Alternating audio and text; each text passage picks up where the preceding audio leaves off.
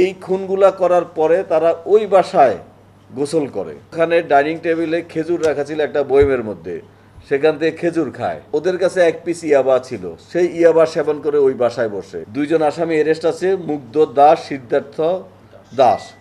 এই মুগ্ধ দাস এবং সিদ্ধার্থ দাস পরস্পর কাজিন ভাই। দুইজনে স্যারের বাসায় ইয়াবা সেবন করছে।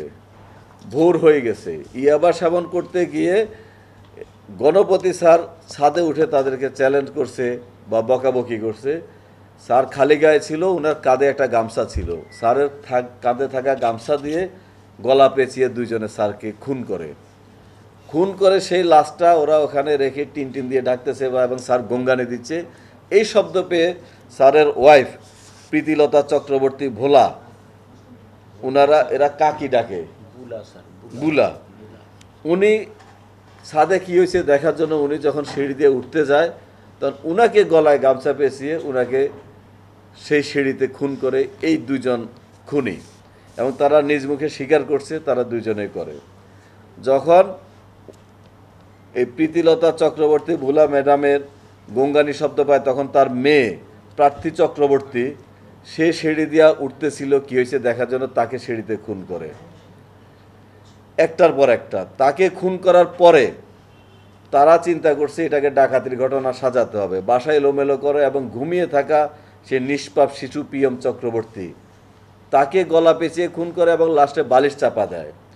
খুনিদের বক্তব্য অনুযায়ী প্রার্থী চক্রবর্তী মারা যাচ্ছিল না 3-4 মিনিট, তখন তাকে আবার একটা রশি এনে গলায় প্যাঁচ দিছে, 2টা প্যাঁচ দিছে, একটা গলায় পড়ছে, তাড়াহুড়ো করতে যে একটা মুখে পড়ছে, ওই জোরে টানের সাথে মুখ টুকের এটা বিকৃত হয়ে গেছে। এই খুনগুলা করার পরে তারা ওই বাসায় গোসল করে। প্রথমে গোসল করে সিদ্ধার্থ দাস, তারপর গোসল করে মুগ্ধ দাস।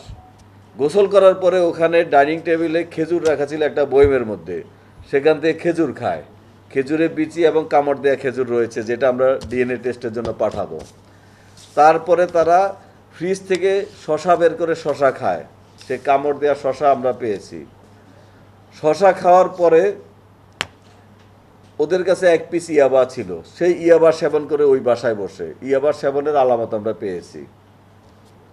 ইয়াবা সেবনের পরে দিনের বেলা হয়ে যায়, মানুষজন চলাফেরা বেড়ে যায়, তারা বের হতে পারতেছিল না। জুমার দিন ছিল, জুমার দিন যখন মুসল্লিরা মসজিদের দিকে যায় তখন নিরিবিলি হয়, তখন তারা বের হয়ে যায় এবং বের হওয়ার আগে বাসা তছনছ করে যেন ডাকাতির রূপ দেওয়া যায় সেরকম সাজানোর চেষ্টা করে এবং স্বর্ণ অলঙ্কার নিয়ে যায়। এগুলো আমরা উদ্ধার করেছি ওদের দেখানো মতে। সেটা নিয়ে তারা একটা পরিত্যক্ত মন্দিরের পিছনে একটা পরিত্যক্ত বাড়ির একটা জায়গায় ওরা রেখে দেয়। রেখে দিয়ে কালকে যখন তাদেরকে অ্যারেস্ট করা হয় তারা ঘুমায়ছিল, গভীর ঘুমে ছিল। আমরা বিভিন্ন জায়গা থেকে তথ্য সংগ্রহ করে আমরা যখন খবর পেলাম যে এই বাসার মধ্যে ইয়াবা খাওয়ার আলামত পেয়েছে, তার মানে ইয়াবা সেবী। তারা ঘটনার আগে হোক পরে হোক ইয়াবা সেবন করেছে।